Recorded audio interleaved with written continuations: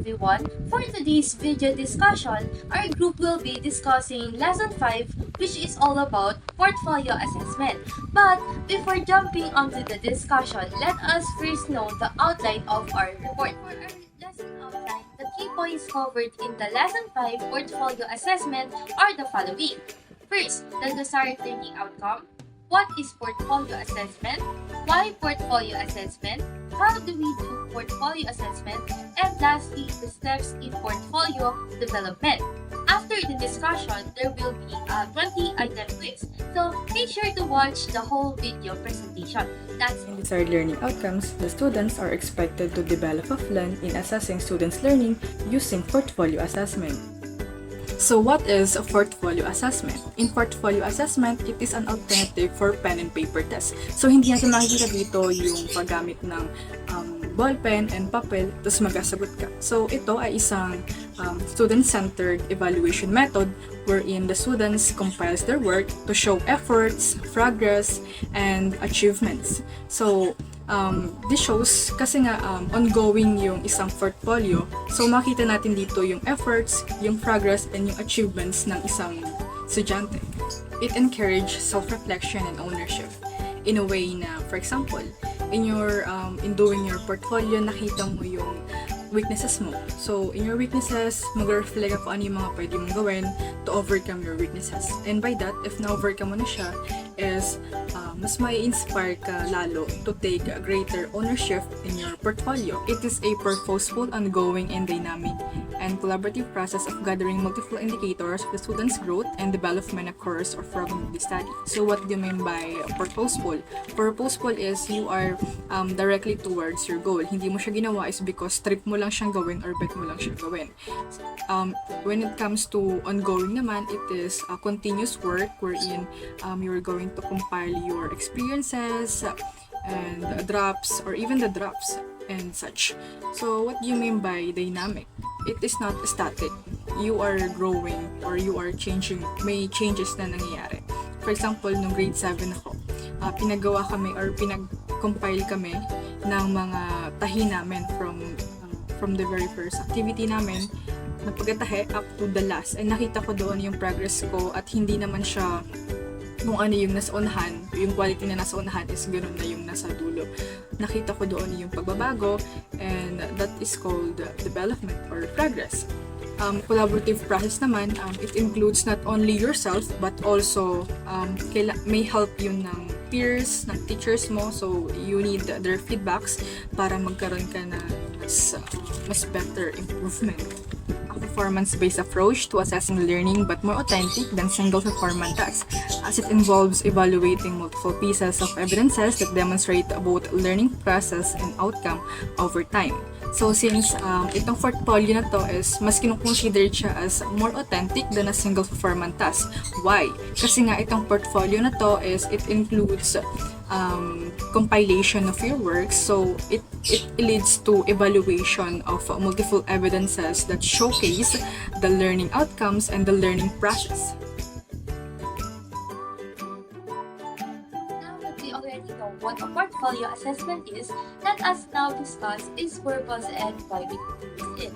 So, according to Berg 1999, the portfolio is an effective and authentic assessment tool as it showcases actual student work and learning progress because of the following results.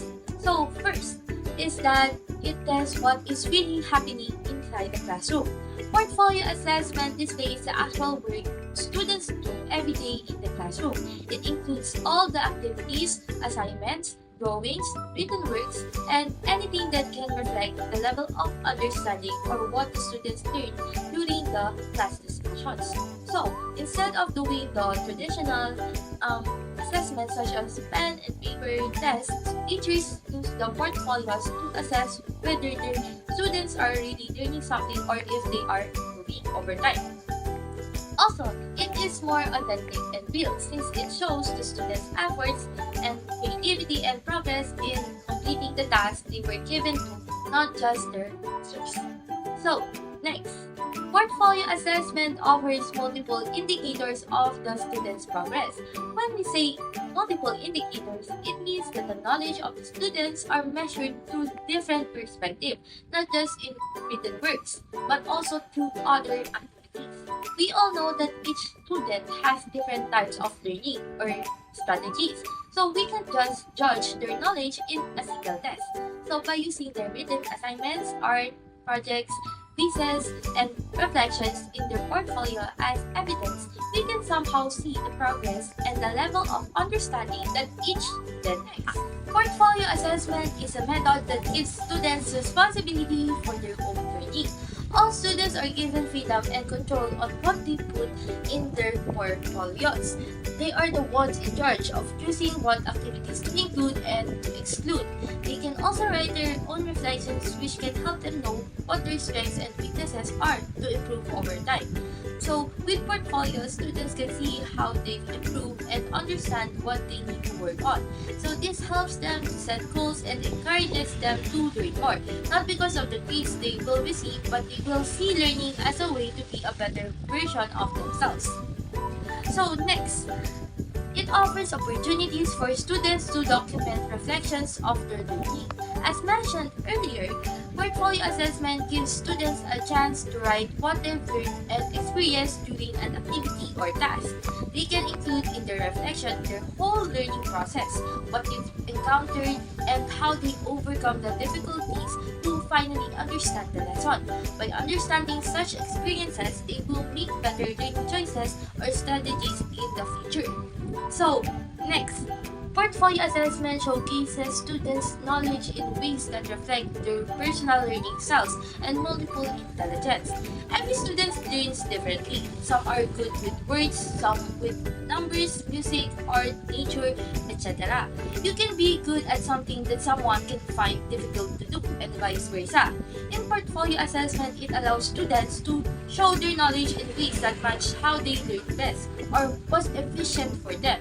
For example, a student who enjoys art might draw a poster to explain something, or who loves music might include a love song about the topic. Overall, portfolio assessment is inclusive and flexible enough to cater the needs of all students and give each one of them a chance to showcase such. Next one. Portfolio assessment offers teachers a new role in the assessment process. Rather than just giving tests and marks like in traditional assessments, teachers take on a more helpful and active role. While the students take control over their portfolio, there will be a time where they will face a problem they can solve on their own. So, teachers are there to guide students and help them whenever they are stuck with something. They give their students feedback and comments to support their progress. Also, teachers can see more than just test scores. They can see the different ways each student expresses their ideas, assessing how much each student has improved over time. So, next, it allows teachers to reflect on the effectiveness of their instructions. Since portfolio assessment shows what the students are really learning, teachers can see whether their instructions and style of teaching are really effective. Through this assessment, they can identify the parts students find difficult or if there are any misconceptions that needs to be corrected. By adjusting the teaching methods based on what the students need, future lessons will be easier for them to understand. Lastly, portfolio assessment provides teachers freedom of gaining insights into the student's development or achievement over a period of time. Teachers will understand each student's development more deeply since it shows the whole progress of them completing each activity, not just the outcome. They will know how much the students will improve from the beginning until the end. So all the hard work, efforts, creativity, and ideas of the students will be assessed. In that way, they can judge the students' progress more fairly. about the first principle. So in first principle, it is a content principle. The portfolio should include the subject matter that is most important to students to learn. So meaning to say, kailangan naka-anchor doon sa topic mo, yung ipapagawa mo or ipapakompile mo na work doon sa portfolio. For example, ang iyong topic is all about water cycle. Then dapat yung mga works na mako-compile doon sa portfolio is all about water cycle and not all about reproductive system and such. So the next is the learning principle. It should enable students to become active and thoughtful learners. So since it is a portfolio, dapat mapakita doon or ma-enable doon yung pagiging active ng estudyante in a way na na-apply niya yung mga natutunan niya sa lesson in a projects or works. And then if thoughtful learners naman, it talks about nakakapag-reflection, nakakapag-self-assess siya sa kanyang sarili kung ano yung mga kulang niya, ano yung pwede pa niyang ma-improve. The last one is the equity principle. In equity principle, it must allow students to showcase their diverse style and intelligence. So for example, yung teacher is hinayaan niya yung student niya kung paano ipe-present yung content in a diverse style. For example, itong student na to is more on writing. Pwede niya ipamalas yung style niya na yon sa pagsusulat, sa paggawa ng poet. And then, if it's a visual learner naman, pwede siyang gumawa ng infographics and drawings. Okay, now let's move to portfolio could come in three types, which is the working portfolio, show portfolio, and documentary portfolio. Working portfolio, it is a collection of student day-to-day work that reflects his, her, or learning. Means this is provide to identify the learning skill to be developed in order to determine if there any progress in a specific task or learning task. Dito din natin ma-determine kung effective ba yung pagtuturo ng isang teacher. Next is show portfolio. Show portfolio, it is a collection of student best work, meaning to say the best work or award-winning feats of the student must be displayed. If possible, it must be published in the school paper, journals, research, regional, and national newspaper. Serve as a show window to other students. And the last one is documentary portfolio. This one is the combination of working portfolio and show portfolio. In this portfolio, it is the gathering the best work of the student assessment purposes, provide evidences that instructional objectives have been attached, state the student progress and weaknesses from the learning task or to another. So for the steps in the portfolio development, we have the first one, which is to set goals. So students begin by identifying what they hope to achieve through their learning portfolio, and their teachers can guide this by sharing the course goals of their subject and their own expectation on the students or the portfolio itself. And aside from the teachers, the students may also consider their parents' expectation and use tools like a goal-setting planner to guide them. So we have this example of goal-setting planner beside, which contains the 3 phrases that you can use to guide you in forming your goals or the portfolio. So the first one is, I participate in this activity because. Next is, I am doing this work because. Next is, what I target to accomplish are. So, try natin gawa ng example. So, as a science student, I will use myself to complete this goal setting planner. So, dito sa I participate in this activity because, for example, gusto kong matuto kung paano unawain yung mga science experiment, kung paano nagwo-work yung acid and base chemical reaction. So, pwede kong ilagay dito na I participate in this activity because I want to improve my understanding of the experiments. So, doon mapapakita mo na, kaya ka sumali dito sa activity na to kasi gusto mong ma-improve yung understanding mo sa mga scientific experiment.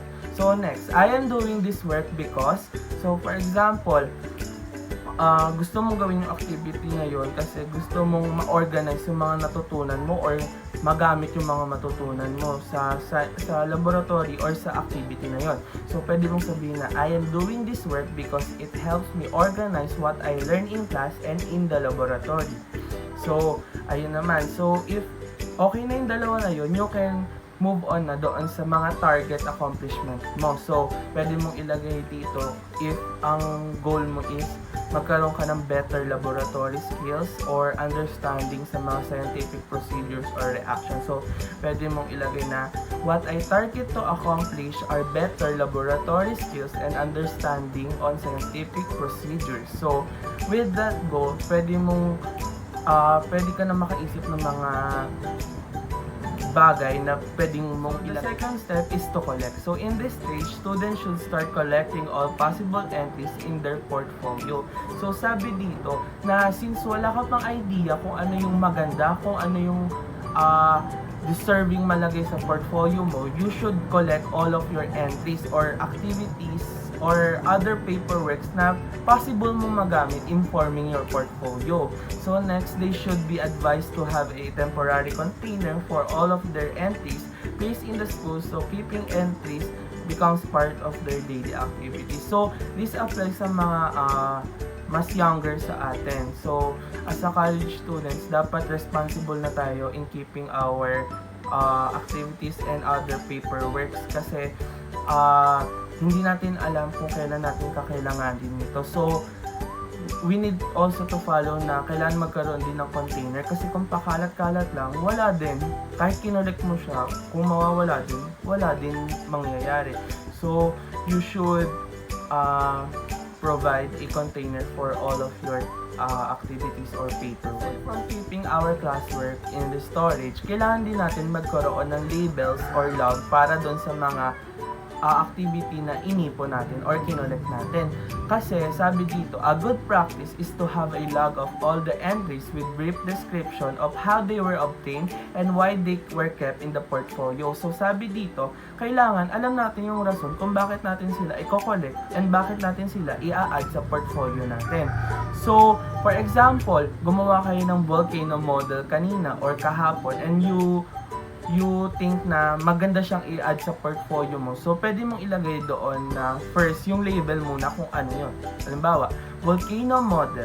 Tapos, kung kailan mo siya ginawa, anong date, ganyan. And then, yung description na super halaga kasi doon mo malalaman na bakit namin to ginawa. Hindi naman pwedeng trip nyo lang. So, pwede mong ilagay na, for example, we had a chemical reaction topic and we decided to create a volcano model showing the reaction between the acid and base substances, which is vinegar and baking soda. Kasi yun yung ginagamit, diba, sa mga volcano model para mag-erupt kunwari. So, ayun, maganda siyang practice kasi mamamonitor mo kung ano yung ginawa mo during this activity. So for the third step, we have to select. So students choose the most meaningful pieces from their collection to showcase their learning and achievements. The selection is guided by teachers' criteria, personal preferences, and sometimes parental input. So kagaya dun sa previous stage, sabi dun sa collect, kailangan natin i-collect lahat ng activities or outputs natin kasi possible na magamit siya in building our portfolio. So, since masyadong maraming pagpipilian doon sa collect stage, kailangan na natin mag-select ng best and meaningful output na i-add natin sa portfolio natin. Kasi hindi naman lahat pwede mong i-add kasi baka yung iba hindi naman siya gaanong striking ba or meaningful para ma-add pa siya sa portfolio mo. So, ang pag-select ng activities natin from our collection can be guided by our teacher or parents and even our personal preferences. So, for example, si teacher sinabi na, anak, i-add mo to kasi ang ganda ng naging growth mo dito or development mo sa activities na ginawa mo dito. Anak, i-add mo to kasi ang ganda ng pagkakasulat mo. And then, ayun, sa parents naman, pwede nilang sabihin na, JB, lagay mo tong portfolio na to or itong output mo na to kasi ang ganda ng nagawa mo dito, or i-add mo to kasi di ba ang taas ng grade mo dito, kaya magiging part siya ng portfolio mo. And then yung personal preference mo naman na pwede kang mamili sa collection mo na best for you kasi doon ka sobrang na proud nung ginawa mo siya. For example, ang ganda ng gawa mo dito, ang ganda ng itsura, ang taas ng grade na nakuha. So ayun, you can select na from your collection. Selecting your works naman, hindi naman siya limited to tangible things. So pwede rin magsama ka dito ng out of the class activities kasi sabi dito, selection could include evidence of in and out of class activities related to the program. So for example, ang pwede mong i-add sa out of the class activities is yung time na nag-visit kayo ng Science Museum, pwedeng photos nung during that event. Tapos kung sa tangible naman, halimbawa, pinaggawa kayo ng report ng teacher nyo about dun sa naging visit nyo sa Science Museum. So you can add that, and even attending a webinar or workshop related to your subject, it is possible na ma-add siya sa portfolio mo. So, pwede mo silang iselect lahat. In and out of the class activities is organized. So, this is the stage where the students decides how to organize their entries. Their teacher should guide them by suggesting a table of contents and clear direction on where to find each entry. The organization may vary based on the student's style, and some teachers use this stage to help students develop their creativity and resourcefulness. So, dito muna tayo sa second bullet magfo-focus. So, teachers should guide them by suggesting a table of contents and clear direction.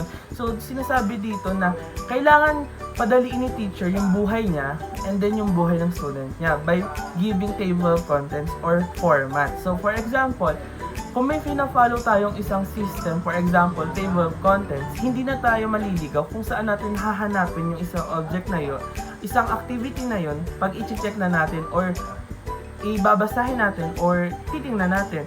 Kasi, for example, sa table of contents mo, una ang activities, next ang outputs, next ang projects, alam mo na kung saan mo siya hahanapin. And sa point of view naman ng student, alam niya na kung saan niya ilalagay yon. Hindi niya na kailangang manghula pa or maging sala-salabat yung outputs niya or entries niya sa loob ng portfolio niya. Next naman is the organization may vary based on the student's style, and some teachers use this stage to help students develop their creativity and resourcefulness.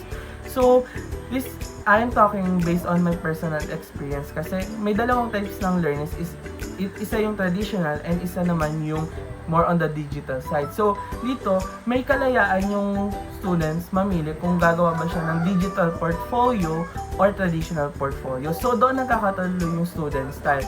Kasi, may student na mas magaling sa traditional, may student na mas magaling sa digital. So, doon, nade-develop ng teacher yung creativity ng student kasi kung pinili niya yung traditional, yung craftsmanship or yung pagiging creative in terms of cutting papers, sticking things, ma-apply niya yon. And doon naman sa digital learner, yung paggamit ng online platforms for editing, it can be a video kasi or a file kasi, diba? So, yung creativity ng student in both types is lalabas. So, very evident yung creativity and resourcefulness ng students. Next, the portfolio container can be any material but it should be flexible enough to allow adding, modifying, and deleting entries at any time. So, anong sinasabi nito? So, even though we have the freedom to choose whether traditional or digital portfolio or storage yung gagamitin natin, kailangan flexible pa rin to para madaling makapag-add, modify, or delete ng isang entry. So, example nito is yung mga clear box sa traditional side. Yung mga clear box, di ba, we all know naman na ito yung binubuo ng mga plastic pockets kung saan madali magpasok ng mga outputs and madali yung mag-alis. Next naman is sa digital side, which is yung mga cloud-based storage or Google Drives and Dropbox. So, doon basically, ida-drag mo lang yung file mo or i-add mo and then automatically mag-a-upload na yon. So, madali makakapag-add, and sa modify naman you can rename it and or pwede mo siyang i-delete din kung may babaguhin ka. So, kailangan in choosing our storage, kailangan maging matalino tayo kung saan hindi tayo mahihirapan mag-add, mag-modify, or mag-delete. So, next, we have reflect. So, an important trait of a portfolio is the presence of students' reflection on their experiences. Examples like reflective journals, entry logs, and labeled evidence are ways to show knowledge, understanding, attitudes, values, writing skills, and creativity of a student. So, sinasabi dito na yung reflection daw it is the integral part of a portfolio kasi doon natin mababasa kung ano yung naging realization or reflection ng student natin towards that specific activity. So, makikita doon yung knowledge na nakuha nila or knowledge na mas na-improve pa nila. And then also yung values na nakuha and then yung creativity sa paggawa ng reflection or sa paggawa ng activity na indicated doon sa mga journals nila or mga entry. So aside doon sa thought na malalaman ng teacher kung ano yung mga naging reflection or realizations ng students niya toward a specific activity, meron ding makukuha yung students kasi when students write their reflection on their learning experiences, this helps them understand their strengths, challenges, and growth. So, for example, nabasa ko doon sa reflection na ginawa ko na nahirapan ako dito kasi hindi ko masyadong sure yung gagawin, hindi ko get. So, malalaman ko yung things to improve ko. Alam ko na kung saan ako magpo-focus more para kumbaga makuha ko yung knowledge na yon, and then sa next activity is kaya ko na siyang gawin ng alam ko. Next naman is doon naman sa malalaman ng student yung strength and growth na nakuha niya na oh my god, alam ko na pala kung paano to gawin, hindi ako nahirapan gawin tong specific activity na to. And then grabe, ang saya nung naging experience ko dito kasi ako yung nag-lead sa group namin para magawa to. So, gawa tayo ng example. So, I've written here one example. So, basahin ko na lang. So, building the volcano model, yung example natin from the last slides. Building the volcano model taught me how to apply chemistry concepts in real life, wherein it talks about the chemical reaction between acid and base substances, which is yung vinegar and then the baking soda, yung reaction na na-produce nila. So, I also learned how to manage tasks in a group even when we disagreed for some moment. So, sinasabi dito na napakita yung knowledge na nakuha niya, although walang challenge, may challenge yung disagreement nila sa group. Pero, nalaman mo rin yung attitude na nakuha niya, which is yung natutunan niya ma-manage yung task sa group.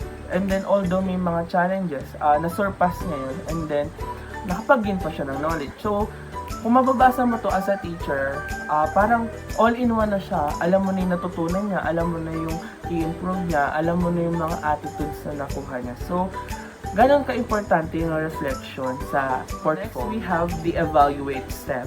So, this is the stage where the students, their peers, teachers, or even parents are involved in rating the achievement of the student based on their evidence of learning, reflection, and portfolio organization. Rubrics are often used to rate performance and should be given at the beginning of the portfolio process to guide students on what to include and how to organize based on the criteria and indicators of quality.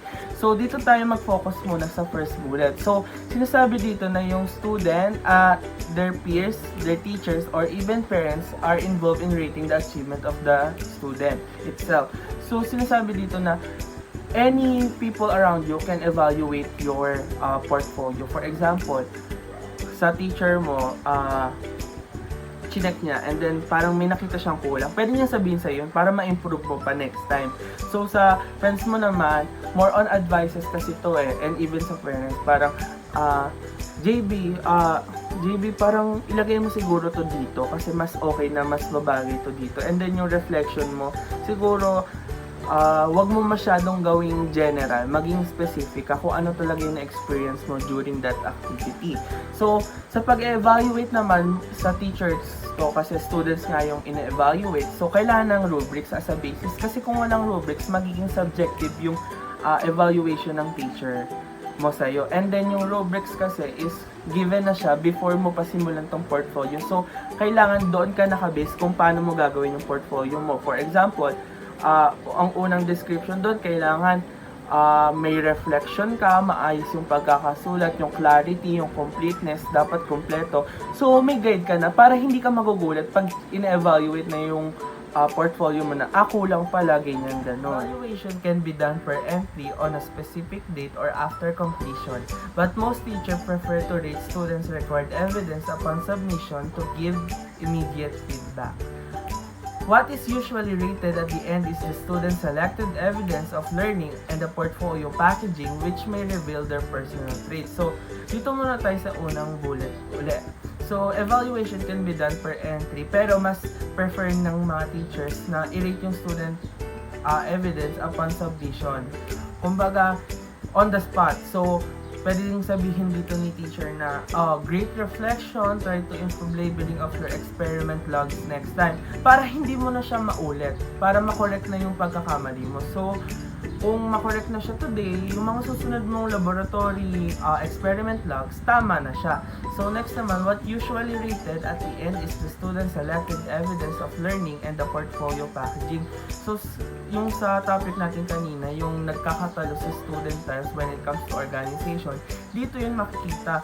Kung mas, feeling ko naman, ganun yun, kung mas maganda yung packaging ng portfolio mo, mas gusto yun ng teacher kasi napakita mo yung creativeness mo and then yung pagiging resourcefulness mo. While naman dun sa mga hindi gaano, pwede pa yun ma-improve kasi nga magbibigay ng feedback. So for our second to the last step, we have confer. So this is the stage when the teachers confer with students or even with their parents to discuss the students' performance and learning progress. It is also a time to congratulate students on their accomplishments or help them identify areas for improvement. So basically, etong confer stage, it is the teacher and the students who meet to discuss the portfolio itself. They review the students' progress, highlights achievements, and set future goals for the students to achieve it next time. So dito, basically, nag-uusap lang yung teacher and then yung students, and in some circumstances or situation, kasama si parent. So dito sinasabi ni parents yung mga good and not so good things about dun sa portfolio. For example, sa good things, kinomed ni teacher yung daily log mo ng laboratory experiments, your science experiments well documented. How do you think you can improve your next project? Tapos doon, parang interview siya, sasabihin mo na, I will do my best again next time since nagustuhan niyo po yung portfolio ko. And then sa mga bad traits naman, parang sasabihin niya, sa parents mo, Mommy, kailangan mag-focus ni JB dito sa area of our subject dito kasi medyo hindi siya nagpe-pay attention or medyo mababa yung score na nakuha niya. Tapos, with that information na sinabi ng teacher mo na kailangan mo i-improve tong isang bagay na to, magiging motivation mo siya in the next portfolio making or activity na pagbutihan mo doon para ma-improve. So, pag nag-confer uli kayo ng teachers mo, hindi niya na masasabi yon, and then more on possibly good side na yung masabi niya dun sa portfolio. So finally, we have the last step, which is exhibit. This is the time to celebrate success through an exhibit of students' portfolios, with the highlight being the awarding of the best learning portfolio. So students display their portfolios to celebrate their learning. This can include presentation, classroom exhibits, or digital showcase. So dito, sinoshow na natin to everyone publicly yung mga gawa ng mga students natin. For example, yung portfolio ng class namin is naka-display sa buong room. So when our parents visit the classroom, makikita nila na, ito pala yung gawa ng anak ko, ang ganda, nakaka-proud. Grabe pala yung mga activities na ginagawa nila ng mga classmates niya. And then, parang magkakaroon ka ng sense of fulfillment kasi yung hard work mo doon sa activity na yon based on your portfolio is nag-pay off kasi nakikita na ng mga tao yung mga hirap mo, silent nights, ganyan. And then, hindi lang to celebrate success parang malalaman mo rin yung magiging self-aware ka rin, magkakaroon ka rin ng accountability and then pride sa work mo. Paano? Yung self-aware is alam mo na yung mga bagay na kaya mong gawin, alam mo na yung bagay na need mo pa trabahuhin pero malapit na, and then yung accountability kasi while doing that portfolio, you know naman kung saan ka nagkulang, kung saan mo need mas i-improve pa. And then yung pride of in the work naman, kung makomment ka ng teacher mo, ng parents, ng mga classmates mo na ang ganda ng portfolio mo. Tapos sabi dito, yung awarding of the best learning portfolio, we experienced that nung first year kasi nung nag-exhibit kami, ang ganda nung mga instructional materials na nagawa namin. So, grabe yung pride na makukuha mo doon sa moment na yun kasi parang napuri yung gawa mo na trabahuhan mo ng matagal. So, ayun. Ito yung last step ng ating steps in the portfolio development. So, we must always remember na gaano pa kahirap yung pinagdadaanan natin. Sa dulo is meron tayong sense of fulfillment and pride na makukuha doon sa portfolio na ginagawa natin. So that was the end of our lesson about portfolio assessment. So we hope that you learned something, and if you have any questions, don't hesitate to send us a message and we will gladly reply to you immediately. So, for your quiz, you will be taking it via quizzes na lang. So, I'll be sending the quizzes link into our GC for you to access it. So, for the general instruction, you will have 1 minute to answer the multiple choice questions. So, read carefully and choose the best answer accurately. Then, you'll have 5 minutes to write a 3 to 5 sentence essay. So, you must follow the rubric and focus on clarity, relevance, and completeness. So, think carefully and express your ideas clearly since hindi naman to pabilisan. Although may timer siya per question, pero hindi to pabilisan. Paramihan to ng tamang sagot. So, good luck, and again, I'll be sending the quizzes link na lang and the other guidelines for our quiz sa ating GC. So, thank you for listening and hope you learned something.